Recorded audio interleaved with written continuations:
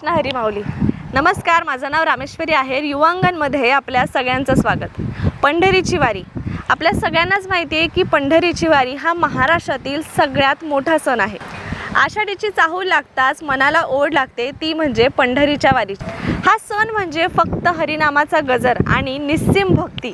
संपूर्ण महाराष्ट्रभरातून पांडुरंगाचे भक्त म्हणजेच आपली वारकरी मंडळी कित्येक किलोमीटरचा पायी प्रवास करत पांडुरंगाच्या दर्शनासाठी जात असतात. तर आज मी अशाच काही वारकरी मंडळींशी गप्पा मारलेल्या आहेत, त्यांच्याशी संवाद साधण्याचा प्रयत्न केलेला आहे. किती वर्षापासून या वारीमध्ये सेवा करतायत आणि त्यांना या वारीचा अनुभव कसा वाटतो, तर हे आपण जाणून घेतलं आहे. शहापूर तालुका नेवासा, जिल्हा अहमदनगर.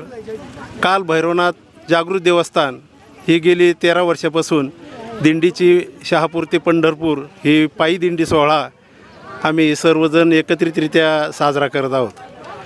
13 वर्षापासून आज ह्या वाघमारे कुटुंबियांच्या ठिकाणी आज आम्ही दुपारच्या भोजनासाठी आलो आहोत आणि 13 वर्षापासून आम्ही इथं कायम दुपारचं भोजन आम्ही या ठिकाणी घेत आहोत. किती वर्ष तुम्ही स्वतः दिंडीमध्ये आहात आणि सेवा करताय, काय सांगाल याबद्दल? आम्ही 33 वर्षापासून दिंडीमध्ये आहे.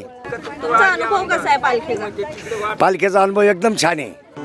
आम्ही विठ्ठलाचे वारकरी, आम्ही विठ्ठलाचे वारकरी, आम्ही विठ्ठलाचे वारकरी,